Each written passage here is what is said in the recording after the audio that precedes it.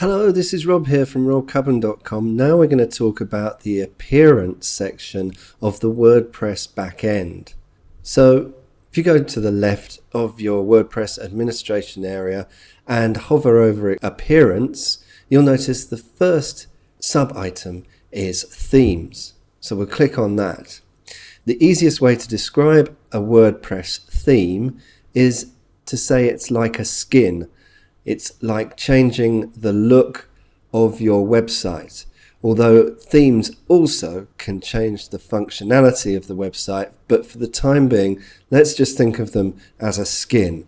So as you can see here in Appearance Themes in our WordPress backend, we have the theme 2016 activated.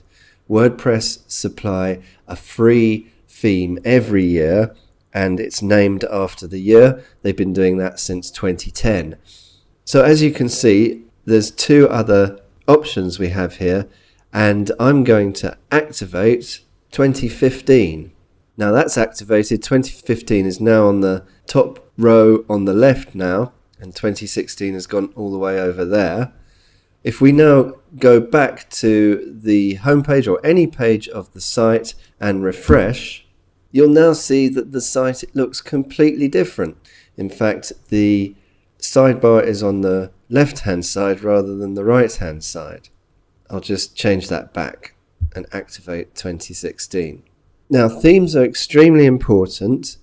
There are a lot of them. You may have your favorites already. If you go to wordpress.org, you have a repository of themes here, and you can search by the niche of your website, or there are features like colors, layouts, and other features that you can apply as filters within a search.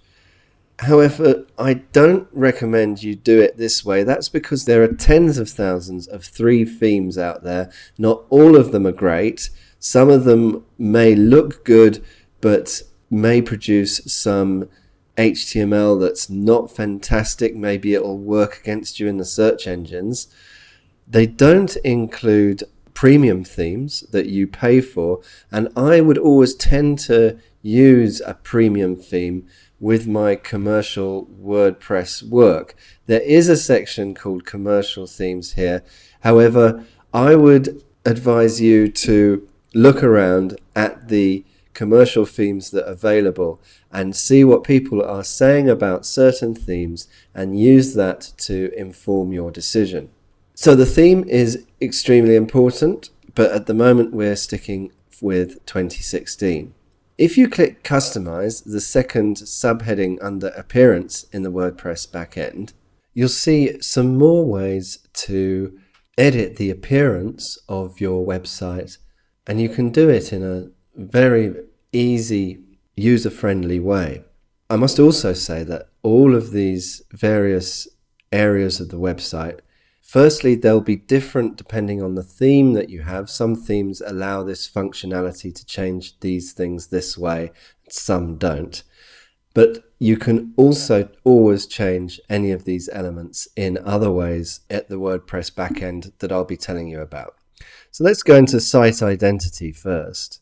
And as you can see, we can change the site title. So let's call it Sam Alvarez.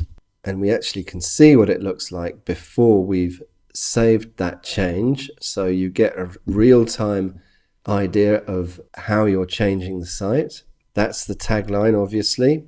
And if you, instead of wanting the site title and the tagline as text up here, and you want a logo up here, you can do that here. And if you do that, that's not the only way these words appear on a web page. Let's just go back to the site, and if we have a look up here at Window in Chrome, you'll see that that site title is actually there in the HTML. This is actually a very good place to change the site icon. The site icon is this fave icon here at the top of the web browser, and you can change that here, and it's a very good idea for you to do so. So let's save and publish that change we made to the site title.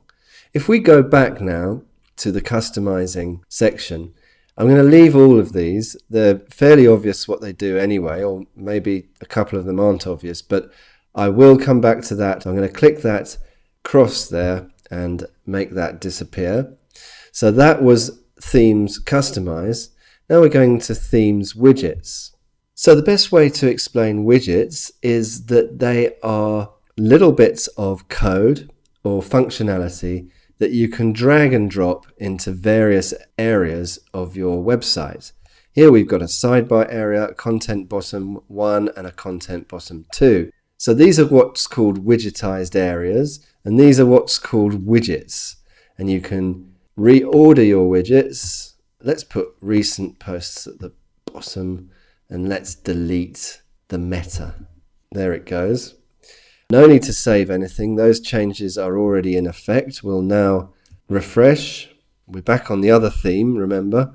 The recent posts have gone to the bottom, that widget, and the meta widget has now disappeared.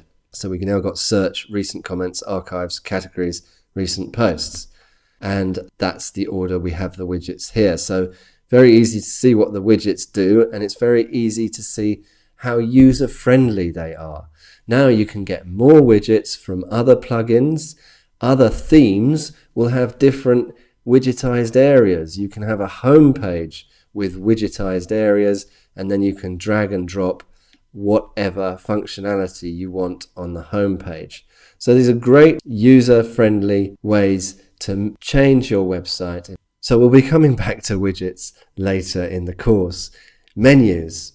We'll be coming back to this later in the course, but as you might imagine, this is a great way to create a menu just beneath the logo or the header area of your website.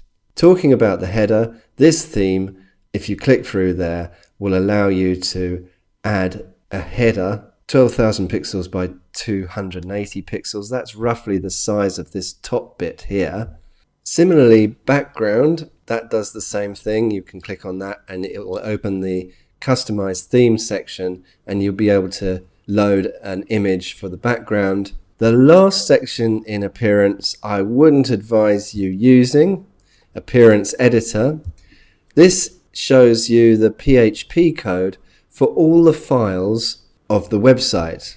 In fact, the one it starts with is the style CSS, so that's not PHP, it's CSS, which is a file you may want to edit if you are conversant in CSS. However, if you do want to edit this file, I wouldn't advise you to do it through the Appearance Editor in the WordPress administration section, because these files are very long and you would want to edit them using a proper code editor, which will make things much easier for you. This is not a good way to edit code or text in any way.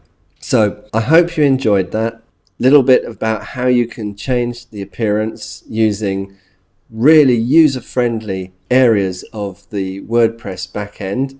My name's Rob Cubban. I'll see you in the next video.